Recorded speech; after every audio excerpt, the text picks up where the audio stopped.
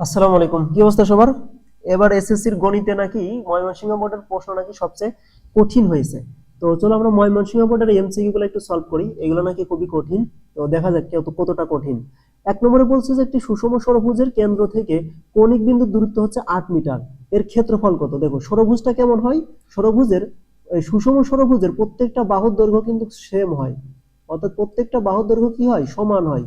প্রত্যেকটা বাহুর দৈর্ঘ্য সমান। এখানে আরেকটা মজার ব্যাপার হলো যে এই কেন্দ্র থেকে প্রত্যেকটা এই যে কৌণিক বিন্দুর যে দূরত্ব না, এই দূরত্বটা হচ্ছে এই বাহুর দৈর্ঘ্যের সমান হয়। তার মানে এই আমাদের কিন্তু দেওয়া আছে কেন্দ্র থেকে কৌণিক বিন্দুর দূরত্ব কত? 8 মিটার। তাহলে এই বাহুর দৈর্ঘ্য কত হবে? 8 মিটার হবে। বুঝতে পারছি? বাহুর দৈর্ঘ্য কত হবে? 8 মিটার হবে। তাহলে এইটাও 8 মিটার, এই বাহুর দৈর্ঘ্য 8 মিটার। তাহলে দেখো তো, তিনটা বাহু যদি 8 মিটার হয় তাহলে এইটা একটা কি সমবাহু ত্রিভুজ না? এইরকম সমবাহু ত্রিভুজ এখানে মোট কয়টা আছে? মোট 6টা আছে, যেহেতু সুষম ষড়ভুজ। এখন একটা সমবাহু ত্রিভুজের ক্ষেত্রফল কত? √3/4 ইন্টু ওই সমবাহু ত্রিভুজের হচ্ছে বাহুর দৈর্ঘ্য a স্কয়ার। এখানে বাহু কত? 8, তাহলে এখানে হবে 8 স্কয়ার। এখানে মোট কয়টা আছে? 6টা, তাহলে 6। তাহলে এইখানে পুরোটার ক্ষেত্রফল বের হয়ে গেল। এখন তুমি একটু ক্যালকুলেশন করো, যত হবে তত। দেখো, আমি যদি এইখানে 2 দিয়ে কাটি, এইখানে হবে 2 আর উপরে হবে কত? 3। আর এই 28 কত? 28টা 64, 2 কে 64 দিয়ে কাটলে 32 হবে, তাই তো? এই 2 দিয়ে 8 স্কয়ারের কাটলে কত হবে? 32 হবে। 32 গুণ 3 কত? 96, 96 √3, 96 √3। এই যে দেখো 96 √3 এইখানে আছে কতে। এর বলছে একটি বৃত্তের পরিধি 110, ওই বৃত্তে অন্তর্লিখিত বর্গক্ষেত্রের বাহুর দৈর্ঘ্য কত? দেখো, বলতেছে কি? বলতেছে যে একটা বৃত্তের হচ্ছে পরিধি 110। একটু ভালো করে খেয়াল করো, একটা বৃত্তের পরিধি 10। এই একটা বৃত্ত, এই বৃত্তের পরিধি হচ্ছে 110। পরিধি মানে কত? 2πr সমান সমান কত? 110। এইবার বলছে যে এই বৃত্তের অন্তর্লিখিত বর্গের বাহুর দৈর্ঘ্য কত? এই একটা বর্গ আছে মনে করো এই বৃত্তের ভিতরে। এখন এর বাহুর দৈর্ঘ্য কত বের করতে হবে। একটা জিনিস মাথায় রাখবা, বৃত্তে অন্তর্লিখিত বর্গের যে কর্ণ হয়, এই কর্ণটা ওই বৃত্তের ব্যাসের সমান হয়। তাহলে এই বৃত্তের ব্যাস কত বের করো তো। 2r ইকুয়াল টু কত? 110/π, তাই না? এই যে ব্যাসার্ধের সাথে 2 গুণ করলেই তো ব্যাস পাওয়া যায়। তার মানে এই যে বৃত্ত, এই বৃত্তের এই যে কর্ণ, এই যে বর্গ, এই বর্গের কর্ণ কত হবে? বর্গের কর্ণ আমরা জানি এই যে বৃত্ত আছে না, এই যে বৃত্ত, এই বৃত্তের ব্যাসের সমান এই যে 2r। 2r মানে এই বৃত্তের ব্যাসের সমান এই যে 2r, এই বর্গের কর্ণ। আবার এই বর্গের বাহুর দৈর্ঘ্য যদি a হয়, তাহলে কর্ণের দৈর্ঘ্য হয়তো কত? a√2, তাই না? তাহলে আমি বলতে পারি a√2 সমান সমান হচ্ছে 2r। আর 2r মানে কত? 110/π, 110/π। এবার √2 যদি ওই পাশে যে ভাগ করো, তাহলে a ইকুয়াল টু কত হবে? 110/√2π। অপশনে কি আছে? নাই। তাহলে এখন একটা কাজ করতে পারি, 110 কে আমি 55 গুণ 2 √2 এইভাবে লিখতে পারি, পারি না? নিচে হচ্ছে √2π। একটা √2 কেটে গেল, থাকলো কত? 55√2/π। এই দেখো ঘতে আছে 55√2/π। ক্লিয়ার? আচ্ছা, তারপরে দেখো, পরবর্তীতে যাই, আমরা সামনে আগাই। 3 নম্বরে কি বলছে? যে একটি ঘনকের এক পৃষ্ঠের কর্ণের দৈর্ঘ্য 12√2। দেখো, ঘনক কিন্তু একটা আয়তাকার বস্তু, এর তল কয়টা? 6টা। তো ঘনকের প্রত্যেক বাহুই কিন্তু সমান। তো ঘনকের এক পৃষ্ঠ কিন্তু একটা বর্গ। বর্গের কি সব বাহু সমান না? ঘনকের এক পৃষ্ঠ হচ্ছে একটা বর্গ। তার মানে এখানে ঘনকের এক পৃষ্ঠের কর্ণের দৈর্ঘ্য এত দেওয়া আছে। তার মানে এটা মূলত ওই যে এক হচ্ছে একটা বর্গের কর্ণের দৈর্ঘ্য দেওয়া আছে। তো বর্গের বাহু যদি a হয়, তাহলে তার কর্ণ কত হয়? a√2। তার মানে a√2 সমান হচ্ছে 12√2। তাহলে এইখানে এই যে বর্গ, এই বর্গের বাহুর দৈর্ঘ্য হবে হচ্ছে কত? 12। আর এই বাহুর দৈর্ঘ্যটাই মূলত ওই ঘনকের বাহুর দৈর্ঘ্য। কার বাহুর দৈর্ঘ্য? ঘনকের। এখন ঘনকের আয়তনের সূত্র কত? এক বাহু তার কিউব, a কিউব। তাহলে 12 কে কিউব করলে কত হয়? 12 কে কিউব করলে হয় হচ্ছে 1728। 1728, এই যে দেখো ঘ 1728। তোমার তো ক্যালকুলেটর ইউজ আছে। বুঝতে পারছো কি? ঘনকের এক পৃষ্ঠ মূলত কি একটা বর্গ। আচ্ছা, কোন বর্গক্ষেত্রের ক্ষেত্রফল তার কর্ণের উপর অঙ্কিত বর্গক্ষেত্রের ক্ষেত্রফলের কতটুক? দেখো, কোন বর্গক্ষেত্রের ক্ষেত্রফল, তবে কোন একটা বর্গ, এই বর্গের মনে করো এক বাহু হচ্ছে a। আমার একটা বর্গ আছে, হ্যাঁ? এই বর্গের এক বাহু হচ্ছে কত? এক বাহু হচ্ছে a। তাহলে এর ক্ষেত্রফল কত হবে বলো তো? a square. এখন এই বর্গের কর্ণ কত বলো তো? এই বর্গের কর্ণ হচ্ছে a√2।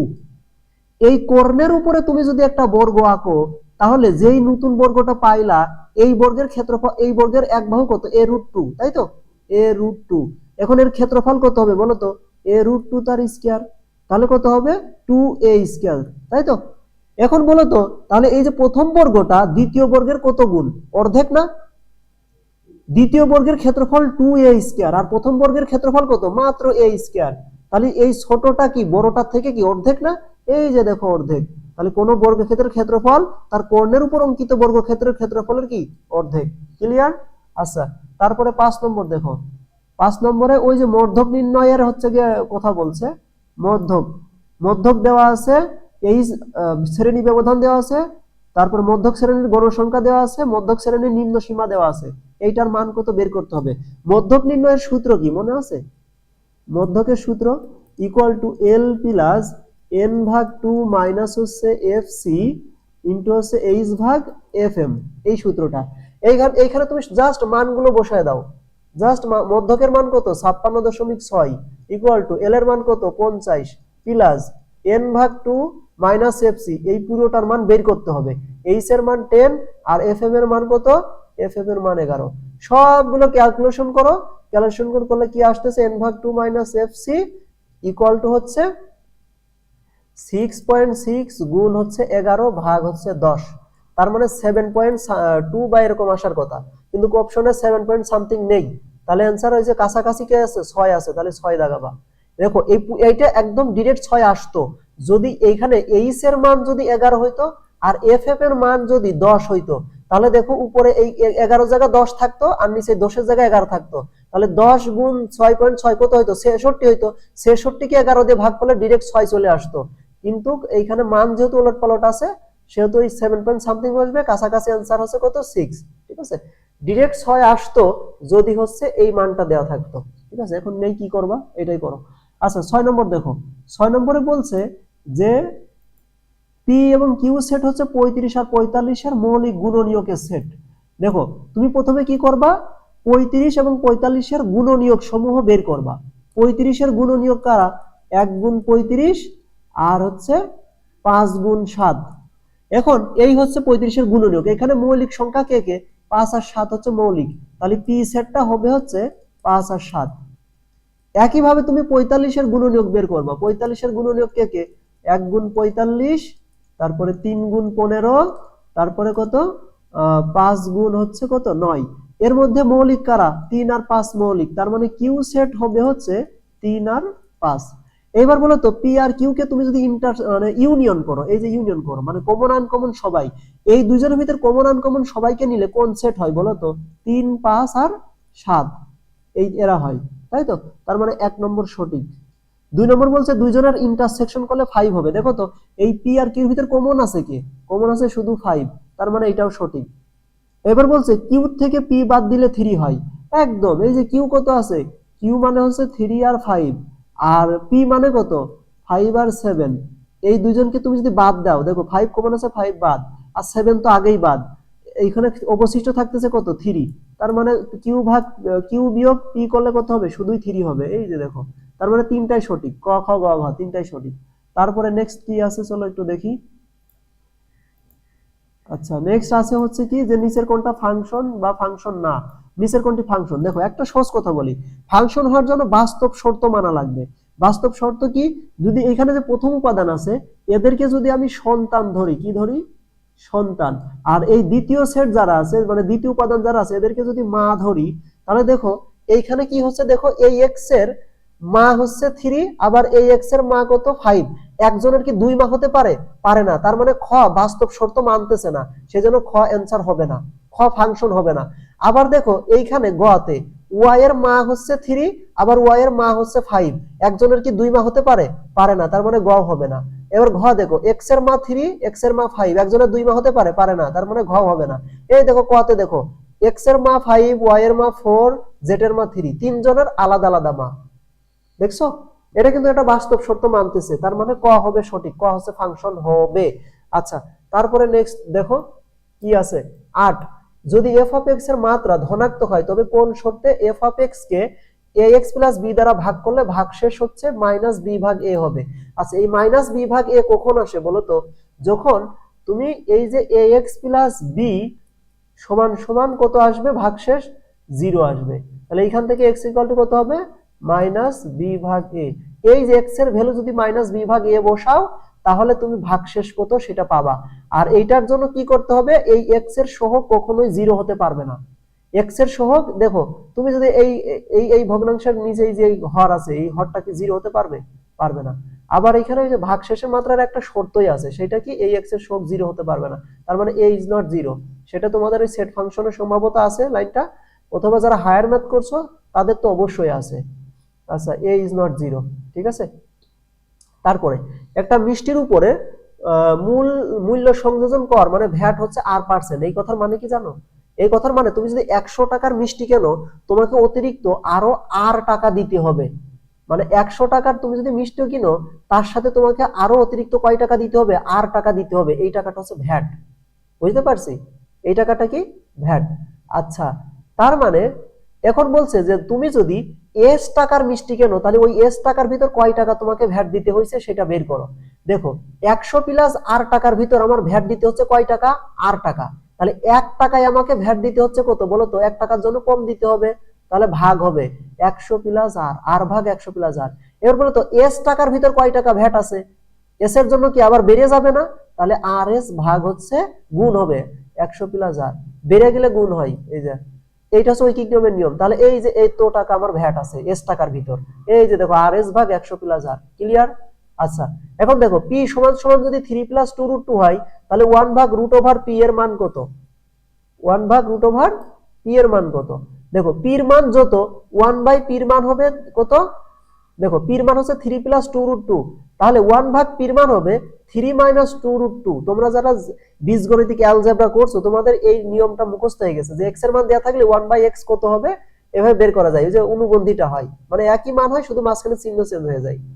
এই জিনিসটা হয় কখন জানো, এই জিনিসটা হয় যখন এইখানে যে থাকে আর এইখানে যে থাকে এদেরকে স্কয়ার করে বিয়োগ করলে বিয়োগফল 1 হয়। যেমন দেখো 3 কে স্কয়ার করলে কত হবে 9, আর 2 রুট 2 কে স্কয়ার করলে কত হবে 8, দুইজনের বিয়োগ করে দেখো 1 হচ্ছে। এই রকম ক্ষেত্রে পির মান যা দেয়া থাকে 1 বাই পির মান তাই হয়, শুধু মাঝখানে চিহ্ন চেঞ্জ হয়। এই যে 3 মাইনাস 2 রুট 2, আমি আর ওইটা দেখাচ্ছি না তোমাদের। এখন বলছে যে 1 ভাগ রুট পি কত, 1 ভাগ রুট পি কত। দেখো পির মান এই 1 বাই পির মান এত, এখন 1 বাই রুট পির মান দেওয়া আছে যে এই অপশনে দেওয়া আছে। তার মানে অপশনে যেই মানটাকে স্কয়ার করলে, যেই মানটাকে স্কয়ার করলে দেখো 1 বাই রুট পি, এইটাকে তুমি যদি স্কয়ার করো তাহলে কত হবে 1 বাই পি হবে না। তার মানে অপশনে যেইটাকে স্কয়ার করলে তুমি এইটার মানের সমান পাবা, মানে 3 মাইনাস 2 রুট 2 পাবা, সেইটাই হচ্ছে অ্যানসার।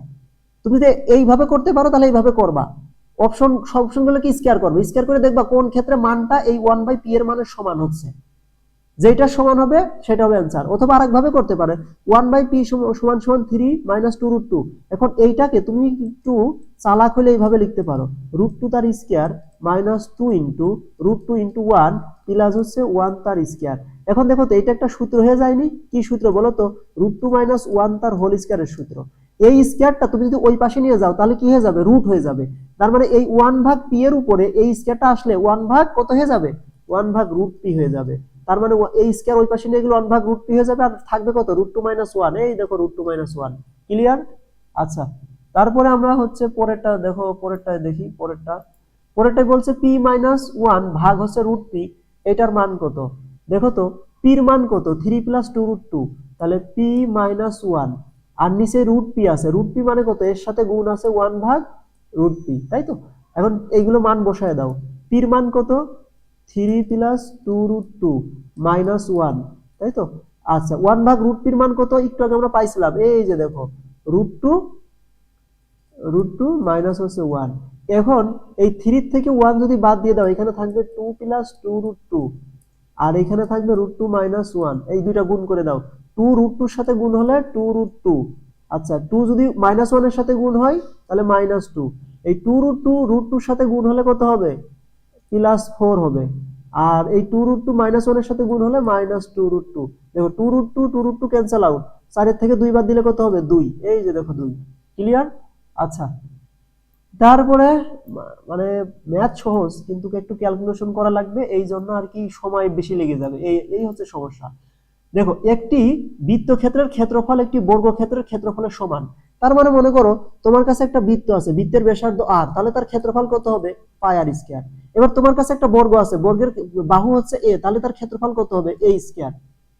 এখন বলেছে যে এই দুইজনের ক্ষেত্রফল সমান, তার মানে আমি লিখতে পারি পাই আর স্কয়ার সমান সমান হচ্ছে এ স্কয়ার। এইখান থেকে দেখো আমি একটা কাজ করতে পারি, সেটা এটাকে এই পাশে নিয়ে আসি, পাইটাকে ওই পাশে নিয়ে যাই, তাহলে আর স্কয়ার ভাগ এ স্কয়ার ইকুয়াল টু হচ্ছে 1 ভাগ পাই।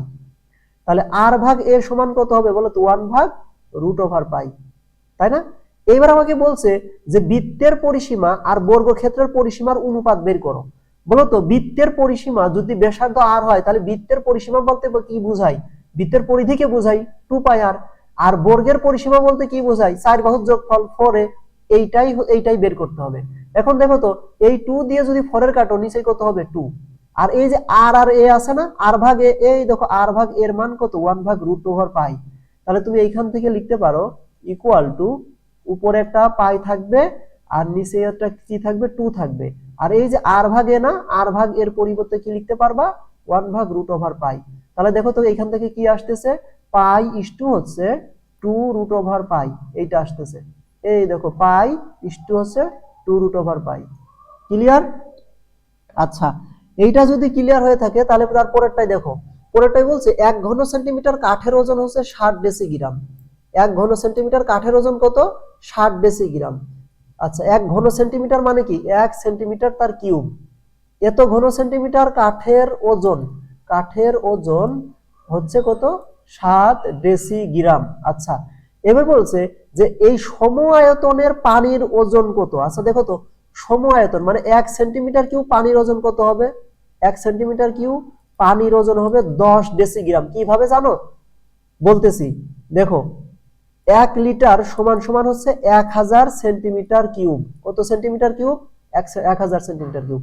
আবার আমরা জানি যে 1 লিটার মানে 1 লিটার পানির ওজন প্রায় 1 কেজি। 1 কেজি মানে কত? 1000 গ্রাম। তার মানে দেখো 1 সেন্টিমিটার কিউব মানে কত? 1 গ্রাম। 1 সেন্টিমিটার কিউব পানির ওজন কত? 1 গ্রাম। আবার 1 গ্রাম মানে হচ্ছে 10 ডেসিগ্রাম। এই দেখো 1 সেন্টিমিটার কিউব পানির ওজন হবে 1 গ্রাম, কিন্তু এইখানে একক ডেসিগ্রামে আছে, তাই আমরা ডেসিগ্রামে বের করে নিছি যে 1 সেন্টিমিটার কিউব পানির ওজন হচ্ছে 10 ডেসিগ্রাম। এই দেখো বলেছে কাঠের ওজন সম আয়তন পানির ওজনের শতকরা কত ভাগ। এখন দেখো কাঠের ওজনটা পানির ওজনের শতকরা কত ভাগ, তার মানে কাঠের হচ্ছে শতকরা বের করতে হবে। তো যার শতকরা বের করব তার ওজনটা উপরে দেব। তো কাঠের ওজন কত? 7। আর পানির ওজন কত? কার সাপেক্ষে বের করতেছি? পানির ওজনের সাপেক্ষে। পানির ওজন কত? 10। তাহলে 7 ভাগ 10 গুণ শতকরা, তার মানে 100। 10 দিয়ে 100 কাটলে কত? 10। 10 দিয়ে 7 এর গুণ করলে কত? 70। এই যে দেখো 70। ক্লিয়ার? এবার বৃত্তস্থ ট্রাপিজামের তির্যক বাহুদ্বয় পরস্পর কত? দেখো ট্রাপিজামের কি হয়, এই যে দুইটা সমান্তরাল বাহু থাকে, একটা বড় বাহু একটা ছোট বাহু, আর এদেরকে সংযোগ করে রাখে হচ্ছে দুইটা তির্যক বাহু। তো এই তির্যক বাহু কিন্তু সমান হয় না, সাধারণত অসমান হয়। কিন্তু যখন এই ট্রাপিজামকে বৃত্তের ভিতরে আঁকানো হয়, মানে ট্রাপিজামটা যখন বৃত্তস্থ হয়, তখন সাধারণত কি হয়, এই তির্যক বাহু দুইটা সমান হয়। তির্যক বাহু কি হয়? তির্যক বাহু সমান হয়, অর্থাৎ বৃত্তস্থ ট্রাপিজামের তির্যক বাহু কি হবে? তির্যক বাহু সমান হবে। ক্লিয়ার? আমরা নেক্সট পরবর্তী পৃষ্ঠায় চলে যাব। আচ্ছা দেখো 15 নম্বরে কি আছে, এখানে এই এ বিটা হচ্ছে একটা ল্যাম্প পোস্ট, হ্যাঁ, আর এই সিই হচ্ছে একটা খুঁটি। তো এই ল্যাম্প পোস্ট থেকে আলো এসে সি এর উপর পড়েছে, পড়ার পরে এই সিডি হচ্ছে ছায়ার দৈর্ঘ্য, মানে এই খুঁটির ছায়া হচ্ছে এই সিডি। ঠিক আছে? এখন দেখো এই যে এ বি একটি ল্যাম্প পোস্ট, সি একটি খুঁটি, এখানে বিস্তারিত বলা আছে। এখন দেখো, এখন বলছে এই ল্যাম্প পোস্টের উচ্চতা কত বের করতে হবে। আমরা একটা ছোট একটা কাজ করি। কাজটা হচ্ছে এই ই আর ডিটা যোগ করে দিই। দেখো এই সিইডি একটা ত্রিভুজ হয়েছে না? আচ্ছা, এইবার এই বি আর ডি যোগ করে দিই। বি আর ডি যোগ করলে দেখো বি এ বি ডিও একটা ত্রিভুজ হয়েছে না? হয়েছে কিন্তু। এখন দেখো এই এ বি ডি একটা বড় ত্রিভুজ আর সিইডি একটা ছোট ত্রিভুজ, কিন্তু একটা জিনিস খেয়াল করলে দেখো এই যে এ বি আর এই যে সি, এরা হচ্ছে সদৃশ বাহু। দুইটা ত্রিভুজের কি বাহু? সদৃশ বাহু, মানে দুইটা ত্রিভুজের কিন্তু একদম সদৃশ কোণী ত্রিভুজ। দেখো এইখানে দুইটা ত্রিভুজ কিন্তু সদৃশ কোণী মানে কি? দেখতে একই রকম। তাহলে এই সদৃশ কোণী ত্রিভুজের দেখো এ বি আর সি হচ্ছে সদৃশ বাহু। আবার দেখো এই যে এডি, এই এডি আর এই সিডি কিন্তু হচ্ছে সদৃশ বাহু, তাই না? এখন সদৃশকোণী ত্রিভুজের সূত্র অ্যাপ্লাই করে আমরা বলতে পারি যে অনুরূপ বাহুদের অনুপাত সবসময় কি হবে, সমান হবে। তার মানে এই এ বি বাহু আর এই যে এই ত্রিভুজের সি বাহু, যে দুইটা বাহু দেখতে একই রকম, দুই ত্রিভুজের যে দুইটা বাহু দেখতে একই রকম, ওই দুইটা বাহুর অনুপাত করলে সবসময় কি হবে, সমান হবে। তাহলে এ বি আর সি ভাগ করলে যা হবে, এই যে এ ডি আর এই যে সি ডি ভাগ করলেও তাই হবে। তাহলে এ ডি ভাগ হচ্ছে সি ডি। এখন এ বি মানে কত, এইচ, আর সি মানে কত, সি মানে এই যে 3, সি বলতে হচ্ছে 3, আচ্ছা 3 ইকুয়াল টু এডি কত, এডি হচ্ছে 13, আর এখানে সিডি কত, সিডি হচ্ছে 5। এই 3 এই পাশে দিয়ে গুণ করে দিলে কত হবে, 39 ভাগ হচ্ছে কত, 5। 39 ভাগ 5 করলে কত হয়, 7.8। ক্লিয়ার? বুঝতে পারছো? প্রশ্নটা কিন্তু দারুণ প্রশ্ন।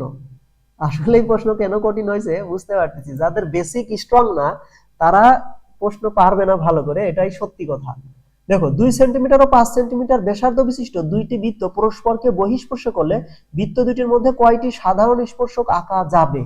দেখো দুইটা বৃত্ত বহিস্থভাবে স্পর্শ করেছে, একটা বড় আর একটা ছোট বৃত্ত, দুইটা কি করেছে, দুইটা বহিস্থভাবে স্পর্শ করেছে। এখন কয়টা সাধারণ, সাধারণ মানে কি, কমন, কমন স্পর্শক আঁকানো যাবে, যে স্পর্শক একে এবং একে দুইজনকে স্পর্শ করবে। দেখো এই স্পর্শ বিন্দুতে আমরা কিন্তু একটা স্পর্শক আঁকতে পারি, পারি না? তাহলে এই একটা স্পর্শক, সাধারণ স্পর্শক আঁকা গেল। আরেকটা হচ্ছে এই পাশে দুইজনকে স্পর্শ করবে, এইরকম করে একটা স্পর্শক আঁকতে পারি। তাহলে দুইজনকে স্পর্শক করেছে, এরকম স্পর্শক কয়টা হইলো, দুইটা হইলো। আবার দেখো এই এই এই পাশে আরেকটা স্পর্শক আঁকতে পারি যেটা দুইজনকে স্পর্শ করবে। দেখো এর থেকে বেশি সাধারণ স্পর্শক আঁকানো সম্ভব না, দুইটা যদি বহিস্থভাবে স্পর্শ করে। তাহলে মোট কয়টা স্পর্শক আঁকানো গেল, 3টা, তাহলে হবে এখানে 3টা। এইবার বলছে দেখো পরের প্রশ্নটা, পরের প্রশ্নটা বলছে যে কোন বৃত্তের উপচাপে এবং ওই উপচাপের অনুবন্ধী চাপে অন্তর্লিখিত কোণ দুইটির সমষ্টি কত? আচ্ছা উপচাপ মানে কি, উপচাপ মানে একটা বৃত্তের ছোট চাপ, মনে করে একটা বৃত্ত, এই বৃত্তের এই এ বি হচ্ছে একটা চাপ, এই যে এ বি চাপ, এই চাপটাকে বলা হয় উপচাপ। হ্যাঁ, আর এই চাপের অনুবন্ধী চাপ হচ্ছে এই বাকি অংশটা, এই যে পুরোটা। তো এইখানে একটা নাম দিলাম সি বিন্দু। এই যে এ সি বি, এই এ সি বিটা হচ্ছে এই এ বি চাপের হচ্ছে অনুবন্ধী চাপ বা অধিচাপ। উপচাপ এবং অধিচাপ পরস্পর এইভাবে অনুবন্ধী হয়ে থাকে, আছে এখানে। এ বি হচ্ছে উপচাপ আর এ সি বি এইটা হচ্ছে কি, এই এ বি চাপের হচ্ছে অনুবন্ধী চাপ। এখন বলছে এই দুই চাপে অন্তর্লিখিত কোণ দুইটার সমষ্টি কত? তো এ বি চাপের অন্তর্লিখিত কোণ হচ্ছে মনে করো এইটা, এইটা হচ্ছে এ বি চাপের অন্তর্লিখিত কোণ, এইটা হচ্ছে এইটা। আর এই যে এ সি বি, এই চাপে যদি একটা অন্তর্লিখিত কোণ আঁকি তাহলে হবে এই যে এরকম। এখন বলছে এটা মনে করো হচ্ছে এইটা কথার কথা ডি। এবার বলছে এই কোণ আর এই কোণের যোগফল কত, এইটাই চাইছে। এই যে দেখো প্রশ্ন কিন্তু এইটাই। এখন একটা জিনিস খেয়াল করি, এটা কিন্তু একটা চতুর্ভুজ হয়ে গেছে, আর বৃত্তে অন্তর্লিখিত চতুর্ভুজের বিপরীত কোণদ্বয়ের যোগফল সবসময় 180 হয়। কত হয়? 180। তাহলে এই সি কোণ আর ডি কোণের যোগফল হবে 180, 180। ক্লিয়ার? আচ্ছা এবার বলছে যদি নির্দিষ্ট একটি ত্রিভুজ আঁকা সম্ভব কোন ক্ষেত্রে? দেখো ত্রিভুজ আঁকার জন্য তোমাদের কিন্তু সম্পাদ্য আছে, যে ত্রিভুজ কিভাবে আঁকতে হবে, বা উপপাদ্য দেওয়া আছে, যে দুইটা বাহু দেওয়া আছে, একটা কোণ দেওয়া আছে, ত্রিভুজটি আঁকো, এরকম আছে না, এরকম সম্পাদ্য আছে না? তো ওইখান থেকে হুবহু বই থেকে এটা তুলে দিছে। দেখো দুইটা বাহু এবং এদের অন্তর্ভুক্ত কোণ দেওয়া থাকলে ত্রিভুজ আঁকা সম্ভব। হ্যাঁ এটা সত্য। ভূমি সংলগ্ন দুইটি কোণ ও পরিসীমা দেওয়া থাকলে আঁকা সম্ভব। এটা দিয়ে তোমাদের একদম একটা সম্পাদ্য আছে, হুবহু সম্পাদ্য আছে, এটা দিয়ে এর 3টা দিয়ে সম্পাদ্য আছে। দেখো অতিভুজ এবং অপর দুই বাহুর সমষ্টি দেওয়া থাকলে ত্রিভুজ আঁকা সম্ভব। 3টাই একদম তোমাদের বইয়ে সম্পাদ্য আছে, সেইখান থেকে তুলিয়ে দিচ্ছে। ঠিক আছে, বই পড়া থাকলে সম্ভব, এটা 3টাই হবে। এর বলছে 6 সেন্টিমিটার, 8 সেন্টিমিটার, 10 সেন্টিমিটার বাহু বিশিষ্ট কোন ত্রিভুজের পরিবৃত্তের ব্যাসার্ধ কত? দেখো এখানে 6, 8, 10 হচ্ছে একটা ত্রিভুজের বাহু। একটু চিন্তা করে দেখো 6, 8, 10 এই রেশিওটা একটা সমকোণী ত্রিভুজকে নির্দেশ করতেছে। কেন? কারণ দেখো 10 কে স্কয়ার করলে ওই 6 আর 8 কে স্কয়ার করার যোগফলের সমান হয়, তাই না? 6 স্কয়ার করলে কত? 36, 8 স্কয়ার করলে 64, দুইটা যোগ করলে 100, আবার দেখো 10 স্কয়ার করলে 100। তাহলে এটা কি একটা সমকোণী ত্রিভুজ না? তার মানে আমাদের কাছে একটা সমকোণী ত্রিভুজ আছে, এই সমকোণী ত্রিভুজের একটা পরিবৃত্ত আঁকা হয়েছে। এখন বলা হয়েছে এই পরিবৃত্তের ব্যাসার্ধ কত। একটা কথা মাথায় রাখবা যে সমকোণী ত্রিভুজের পরিবৃত্ত আঁকা হলে ওই পরিবৃত্তের কেন্দ্র সবসময় অতিভুজের মধ্যবিন্দুতে হয়। কোন বিন্দুতে হয়? অতিভুজের মধ্যবিন্দুতে হয়। তাহলে এইখানে অতিভুজ হচ্ছে 10, তাহলে 10 এর মধ্যবিন্দু কত? তাহলে 10 এর মধ্যবিন্দু দিয়ে যদি আমি ব্যাসার্ধ বের করি কত হবে? 5 হবে না? 5 হবে। তার মানে এখানে ত্রিভুজের পরিবৃত্তের ব্যাসার্ধ হবে 5। বুঝাইতে পারছি? আচ্ছা, এটা হচ্ছে 5। তারপরে দেখো কি আছে, তারপরে 20 নম্বর দেখো, 20 নম্বর আমরা একটু দেখি 20 নম্বরে কি আছে। 20 নম্বরে বলছে যে এ বি সি ডি, এই যে এ বি সি ডি বৃত্তস্থ চতুর্ভুজের এই বি এ ডি কোণ সমান সমান যে 2x, এই যে দেওয়া আছে 2x, x কোণের মান হচ্ছে 30 ডিগ্রি। তার মানে এ কোণটা কত হবে বলো তো? x যদি 30 ডিগ্রি হয় তাহলে 2x মানে কত? 60 ডিগ্রি না? তার মানে এই যে এ কোণটা, এই কোণটা হচ্ছে 60 ডিগ্রি। 2x হচ্ছে কত? 2x সমান হচ্ছে 60 ডিগ্রি। ক্লিয়ার? আচ্ছা, এইবার বলছে যে y কোণের মান কত? এই যে দেখো y হচ্ছে এখানে, এখানে আছে 3y দেওয়া আছে। আমরা জানি দেখো বৃত্তস্থ চতুর্ভুজের বিপরীত কোণের যোগফল কত? 180 ডিগ্রি। তার মানে এই যে এ কোণ আর এই যে সি কোণ, এই দুইটা যোগফল 180 হবে। তো এ কোণের মান যদি 60 হয় তাহলে দেখো তো এই সি কোণের মান কত হবে? 120 হবে না? কারণ দুইটা যোগফল 180। আবার দেখো এই যে পুরো কোণটা, এই যে পুরো কোণটা, এই পুরো কোণটা কত হবে? 180 হবে। তো পুরো কোণটা যদি 180 হয় তাহলে এই ভিতরেরটাই যদি এই সি এর ভিতরেরটাই যদি 120 হয় তাহলে এই 3y সমান কত হবে? 3y সমান 60 হবে না? 3y সমান 60 হবে। 3y সমান কত হবে? 60 হবে। তাহলে y ইকুয়াল টু কত হবে? 20 ডিগ্রি হবে। এই যে দেখো y ইকুয়াল টু 20 ডিগ্রি হবে। ক্লিয়ার? আচ্ছা, তারপরে দেখো, তারপরে কি বলছে? তারপরে বলছে 21 নম্বরে যে চিত্রে এ বি সি ডি একটা সামান্তরিক। এখন এক্স কোণ আর ওয়াই কোণের যোগফল কত? একদম সুন্দর একটা প্রশ্ন। দেখো এই কোণটা যদি 72 ডিগ্রি হয় তাহলে এক্স কোণটাও 72 ডিগ্রি। কেন? কারণ এই দেখো দুইটা হচ্ছে কি কোণ? এই দেখো এই দুইটা হচ্ছে সমান্তরাল। এই যে এ বি বাহু আর সি বি সি বাহু কি সমান্তরাল। তার মানে এই কোণটা আর এই কোণটা কি হবে? সমান হবে। বুঝতে পারছি? এটা 72, এটাও 72। তাহলে এক্স হচ্ছে 72 ডিগ্রি। এক্স কত ডিগ্রি? 72 ডিগ্রি। এইবার এইটা একটা রেখা, এইটা একটা রেখা। এই এ বি এ ডি রেখাটাকে তুমি যদি বর্ধিত করো তাহলে দেখো এইখানে একটা কোণ হচ্ছে। এই কোণটা আর এই কোণটা কি পরস্পর অনুরূপ কোণ না? এই যে দুইটা রেখাকে যদি একটা রেখা যদি এইভাবে ছেদ করে তাহলে এই কোণটা আর এই কোণটা কি হবে? অনুরূপ কোণ। অনুরূপ কোণ কি হবে? সমান। তাহলে এইটাও 72 ডিগ্রি, এইটাও 72। আবার দেখো এই পুরো কোণটা কত? 180 না? তো এই উপরেরটা যদি 72 হয় তাহলে এইটুক কত হবে? 108 ডিগ্রি হবে না? 108 ডিগ্রি হবে। তাহলে y এর মান 108 ডিগ্রি, x এর মান 72 ডিগ্রি। দুইটা যোগ করলে কত হবে? 180 হবে। ক্লিয়ার? আচ্ছা, এইবার আমরা হচ্ছে ওই যে পরেরটাই চলে যাই, সেটা হচ্ছে 22। কোনটি কেন্দ্রীয় প্রবণতার পরিমাপ নয়? কি দেখো কেন্দ্রীয় প্রবণতার পরিমাপ হচ্ছে কয়টা? 3টা। গড়, মধ্যকার, প্রচুরক। তাহলে পরিসর কিন্তু কেন্দ্রীয় প্রবণতার পরিমাপ না। ঠিক আছে? এবার এখানে দেখো বলছে পিএস এবং হচ্ছে আরএস দুইটা স্পর্শক। এই যে পিএস আর আরএস এই দুইটা হচ্ছে স্পর্শক, আর ও হচ্ছে বৃত্তের কেন্দ্র। এবার বলছে এই যে পিআরএস এই ত্রিভুজটা, এই যে পিআরএস ত্রিভুজ, এই পিআরএস ত্রিভুজ কি ধরনের ত্রিভুজ? একটা কথা তোমাদের মনে আছে যে কোন একটা বৃত্তে যদি বাইরের কোনো বিন্দু থেকে দুইটা স্পর্শক আঁকানো যায় তাহলে এই স্পর্শক দুইটার দৈর্ঘ্য কি হয়? সমান হয়। এই যে পি এ আর পিবি কি হবে? পি আর পিবি সমান হবে। একটা জ্যামিতি আছে, মনে আছে? স্পর্শক দুইটা সমান হবে। তার মানে এই যে ত্রিভুজ, এই ত্রিভুজের এই যে এই পিএস বাহু আর এস আর বাহু এই দুইটা বাহু কি সমান হবে। তো একটা ত্রিভুজের যদি দুইটা বাহু সমান হয় তাহলে সেটাকে আমরা কি বলি? সমদ্বিবাহু ত্রিভুজ বলি না? অবশ্যই সমদ্বিবাহু ত্রিভুজ বলি। এবার বলছে দেখো পি ও আর কোণ কত? এই যে দেখো পি ও আর কোণ। একটা জিনিস খেয়াল করো, এইটা হচ্ছে কেন্দ্র, কেন্দ্র থেকে এই আর পর্যন্ত দূরত্ব কি? এটা হচ্ছে ব্যাসার্ধ। আবার বলে দিয়েছে যে এই বাহু আর এই বাহুটা হচ্ছে সমান। তাহলে এখন দেখো তো ও কিউ, এই ও আর যদি ব্যাসার্ধ হয়, ও কিউ কি ব্যাসার্ধ না? তার মানে এই ও আর এবং হচ্ছে এই যে ও কিউ দুইজনই হচ্ছে সমান। আবার এই ও আর এর সাথে কিউ আর সমান। তার মানে এখানে এই যে ত্রিভুজ, এই ত্রিভুজের 3টা বাহুই কিন্তু সমান। আর 3 বাহুই সমান হলে তাকে আমরা সমবাহু ত্রিভুজ বলি। আর সমবাহু ত্রিভুজের প্রত্যেকটা কোণের মান হচ্ছে 60 ডিগ্রি। প্রত্যেকটা কোণের মান কত? 60 ডিগ্রি। তার মানে এই যে এই কোণটা হচ্ছে 60 ডিগ্রি। এখন দেখো তো এই পুরো কোণটা কত? 180 ডিগ্রি না? তো এইটুক যদি 60 হয় তাহলে এই যে এইটুকের মান কত হবে? 120 ডিগ্রি হবে। এই যে পি ও আর, এই পি ও আর চাইছে 120 ডিগ্রি। ক্লিয়ার? আচ্ছা, তারপরে দেখো 25 নম্বরে কি বলছে? 25 নম্বরে কি বলছে একটু দেখো। 25 নম্বরে বলছে যে হচ্ছে sine square A plus sine to the power 4 এর সমান সমান 1 হইলে নিচের কোনটা কোনটা সঠিক। দেখো সাইন স্কয়ার এ আছে তাই তো, তো এইখানে সাইন স্কয়ার এটাকে ওই পাশে নিয়ে যাব, সাইন 4 এই পাশে রেখে দিব, ওই পাশে 1 মাইনাস সাইন স্কয়ার এ নিয়ে গেলাম। এবার 1 মাইনাস সাইন স্কয়ার এ মানে কিন্তু cos স্কয়ার এ, এটা কিন্তু সবাই জানো, সূত্র মুখস্থ থাকার কথা। তাহলে sign to the power 4a, এবার দুই পাশে আমি যদি সাইন টু দি পাওয়ার 4 দিয়ে ভাগ করি তাহলে দেখো তো cos two the power sorry দুই পাশে যদি আমি cos টু দি পাওয়ার 4 দিয়ে যদি ভাগ করি, cos টু দি পাওয়ার 4 দিয়ে ভাগ করলে দেখো এই পাশে হবে tan two the power 4a আর এই পাশে হবে 1 ভাগ cos স্কয়ারে, তার মানে sec স্কয়ারে, এই পাশে হবে sec স্কয়ারে।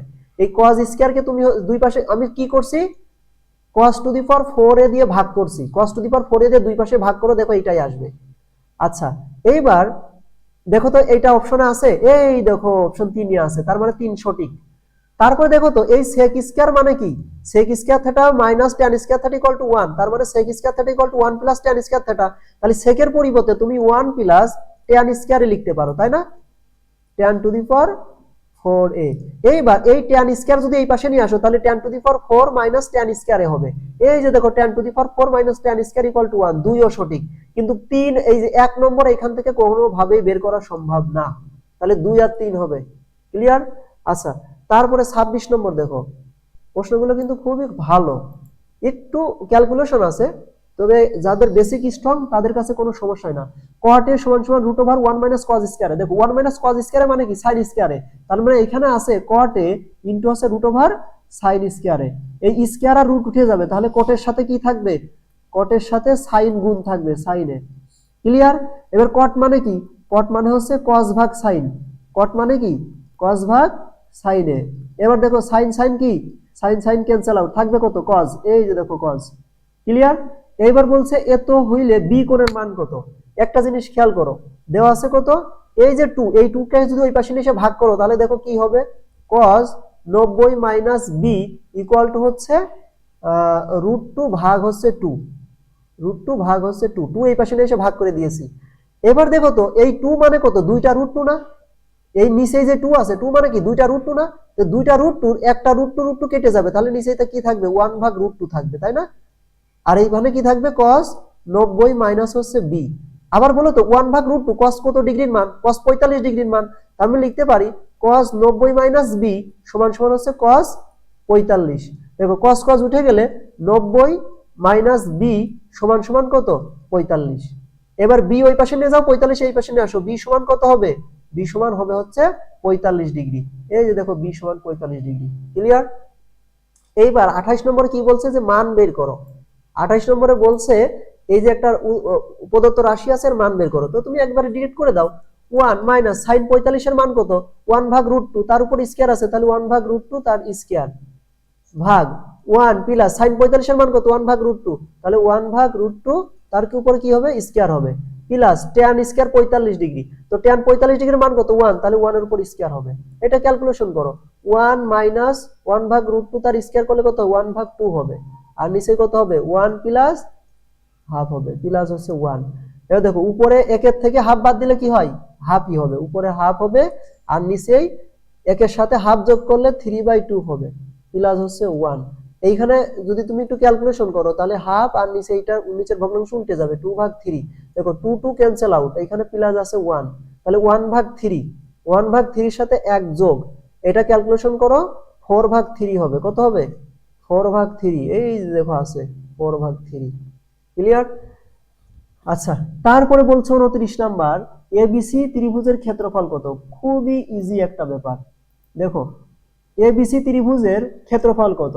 এবিসি ত্রিভুজে দেখো দুইটা বাহু দেওয়া আছে, এই এবি বাহু আর এসি বাহু, আর তাদের অন্তর্ভুক্ত কোণ দেওয়া আছে। আমরা কিন্তু পুরোমিতির একটা সূত্র জানি ত্রিভুজের ক্ষেত্রে, যে যদি কোনো ত্রিভুজের দুইটা বাহু দেওয়া থাকে এবং তাদের অন্তর্ভুক্ত কোণ দেওয়া থাকে তাহলে তাদের ক্ষেত্রফলের সূত্র হচ্ছে হাফ ইনটু যেই দুই বাহু দেওয়া আছে ওই দুই বাহুর গুণফল ইনটু হচ্ছে তাদের অন্তর্ভুক্ত কোণের সাইন। তো অন্তর্ভুক্ত কোণের সাইন কত, এই যে সাইন 45 ডিগ্রি।